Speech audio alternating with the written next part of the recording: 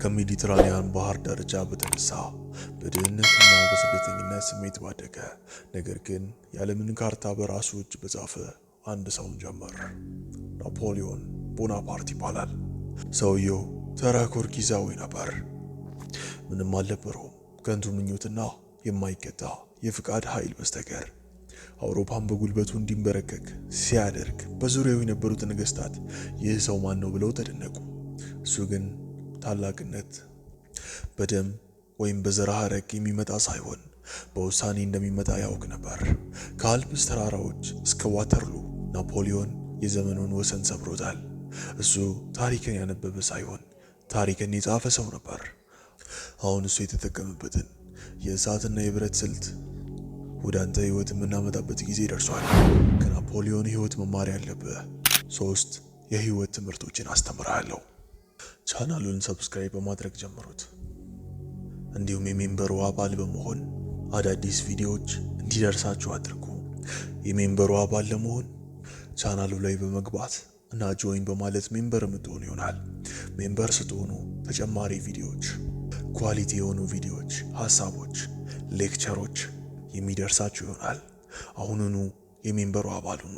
በተለይ ውጪ ሀገር የምትኖሩ ሰዎች ቪዲዮ ላይክ በማድረግ ጀምሩት። የመጀመሪያው ትምህርት የቱሎን ወደብ። እንደ አውሮፓውያን አቆጣጠር በ1793 ናፖሊዮን ገና ወጣት ኮሎኔል ነበር። ቱሎን በጠላት እጅ ገብታ ነበር። የቆዩት ጀነራሎች የድሮውን ስልት ተጠቅመው ደጋግመው ተሸነፉ።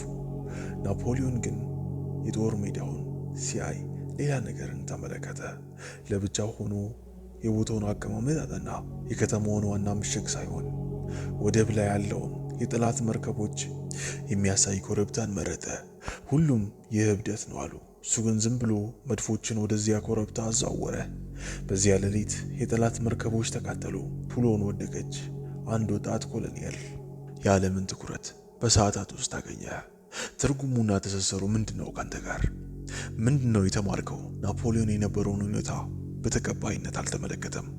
የተለመደውን መንገድ ስለማይሰራ ብቻ አይቻልም የሚል ማህተብን አልሰጠም። አንተስ በህይወት ውስጥ ስራዬ አይሳካም፣ የጀመርኩት ነገር ይቆማል ብለህ የምትበሳጨው ቦታ የት ነው? ምናልባትም የምትጠቀማቸው መሳሪያዎች አይደሉም ችግሩ፣ የምትመታበት ኮረብታ ነው። ችግሩን ደጋግመህ ካልፈታ ምናልባትም ችግሩን የምትፈታበትን መንገድ መቀየር ይኖርብሃል። ልክ እንደ ናፖሊዮን። ከናፖሊዮን በፊት የነበሩት ጄኔራሎች ብዙ ሞክረዋል፣ አልተሳካላቸውም። እሱም የተለመደውን መንገድ አልተከተለም፣ አዲስ መንገድን ፈጠረ። የተለመደውን መንገድ መከተል አቁም። የትኛው ድርጊት የጠላትህን መርከብ የውድቀትህን ምንጭ ሊያቃጥል እንደሚችል ዛሬ አጥና፣ ያኔም ችግርህን ታልፋለህ። ሁለተኛ፣ አውስትራሊቲስ። ይህ የናፖሊዮን ትልቁ ድል ነበር። 2 ግዙፍ ነገስታት ከበቡት። ናፖሊዮን ተሸናፊ መስሎ ታየ። በጦር ሜዳው መሃል ሆን ብሎ ክፍተት ተሸሸ። የጠላት ጦር የራሳቸው መጥፋት ሳያውቁ ወደዚያ ክፍተት ገቡ። ሲገቡ ግን ናፖሊዮን ከኮረብታቸው ላይ ሆኖ አሁን ማጥቃት ጀምሮ አለ። የጠላት ጦር በሁለት ተከፍሎ ተደመሰሰ።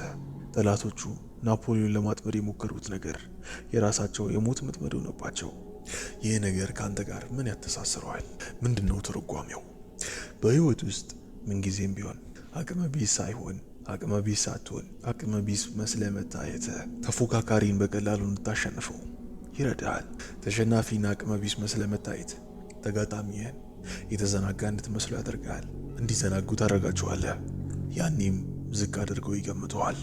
ይህ ለአንተ አድቫንቴጅ ነው። በቀላሉ ታሸንፋቸዋለህ። ናፖሊዮን ይህን ያስተምረናል። አስታውሱ፣ ይህ ሰው 2 ታላላቅ ሀገራትን፣ 2 ታላላቅ ሰራዊቶችን በጥንካሬ በኃይል ብቻ አይደለም ያሸነፈው፣ ከሁሉም በበለጠ በብልጠት ነው ያሸነፋቸው። የሆመር ኢሊያድ እንደዚህ ይላል፣ ጥንካሬ ለጥበብ አንገቷን ልትደፋ ይገባታል። ጥንካሬ ያስፈልጋል። ከዛም በበለጠ ደግሞ ብልሃት ያስፈልጋል። ብልሃት ካለ ጠንካራዎችን ማሸነፍ ትችላለህ። ግን ጥንካሬ ብቻ ብልሆችን አያሸንፍም። ስሌት፣ ትዕግስት፣ ቦታና ጊዜን ማወቅ በእርግጥም ለአንተ ድል ትልቅ አስተዋጽኦ አላቸው። ተሸናፊ መስለታይ ካንተ በላይ ጠንካራ እንደሆኑ እንዲሰማቸው አድርግ። በጥንካሬያቸው እንዲተማመኑ አድርግ። አንተም ጥንካሬያቸውን የራሳቸው ድክመት እንዲሆኑ አድርግ። ብልህ በመሆን በማስላት በስሌት በጥበብ በብልጠት ያኔ በቀላሉ ተጠምዳችኋለህ። ሶስተኛው ትምህርት፣ ሶስተኛው ሌሰን የእስክንድር ትልቁን ስጦታን ተቀበለ። ናፖሊዮን የእስክንድርን ትልቁን ስጦታ ተቀበለ። አንድ ግዙፍ እና ውስብስብ ቋጠሮ ወይም ጎርዲያን ኖት የሚሉት የጎርዲያን ቋጠሮ የሚሉትን አንድ ቋጠሮ ነበር። ይህን የፈታ ንጉሥ የዓለም ገዢ ይሆናል ተባለ። የዓለም ጠቢባን ሁሉ መጥተው ለመፍታት ሞከሩ። ቀናትም አልፈው አልተፈታም። እስክንድር ግን ቀረብ ባለና ሰይፉን መዘዘ። በአንድ ምት ቆረጠው። አስታውስ፣ እሱ እንደ ሌሎቹ አልፈታውም። እሱ አጥፍቶታል፣ ለሁለት ሰንጥቆታል። ሁሉም በድንጋጤ ሲያዩት፣ እሱ ግን ፈገግ በማለት እኔ ይህን ቋጠሮ ፈታሁት አለ። ይህ የናፖሊዮን መንፈስ ነበር። በሕይወት ውስጥ የሚገጥሙ ውስብስብ ችግሮች፣ የፍቅር፣ የገንዘብ፣ የሥራ አንተን የሚያደክሙ እነሱን ለመፍታት ስትሞክር ነው። በመሞከርም ነው ናፖሊዮን እንደነበረው አንዳንድ ጊዜ መፍትሄ ፍለጋ ውስጥ መግባት የለብህም። አንዳንድ ጊዜ በድፍረት መቁረጥ አለብህ። ችግሩ አያስፈልግም ብለህ አስወግደው፣ መፍትሄ አትፈልግለት።